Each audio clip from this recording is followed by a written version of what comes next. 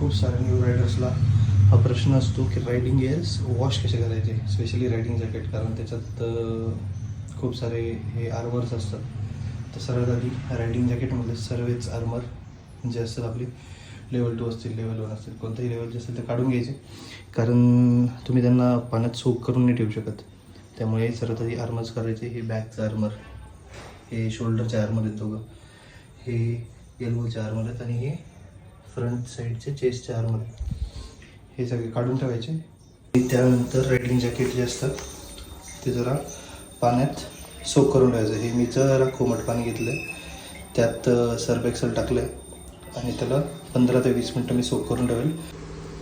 एकदा जॅकेट भिजून काढलं ना की त्यानंतर हाताने फक्त क्लीन करायचे जे व्हाईट पार्ट्स आहेत, किंवा पूर्ण जॅकेट हाताने त्याला एकदा रब करायचं साबण लावून थोडा, कारण तुम्ही ब्रशने कराल तर हे सगळे रिफ्लेक्टर्स खराब होते.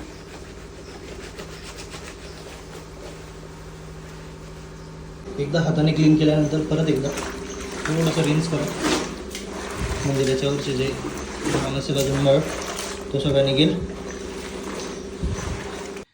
जॅकेट आता प्रॉपर सुटलं आहे. आता पुढची स्टेप तुम्हाला दाखवू. स्टार्ट करू जॅकेटला आर्मर लावताना. सर्वात आधी मी स्टार्ट करेल एल्बोच्या आर्मरपासून, कारण त्यालाच लावणं थोडंसं जरा अवघड असतं. इकडे मध्ये बरोबर एल्बोच्या इथे एक पॉकेट आहे, ते पॉकेट तुम्हाला शोधायला लागेल. जसं की मला भेटलं, त्याला वेलक्रो आहेत.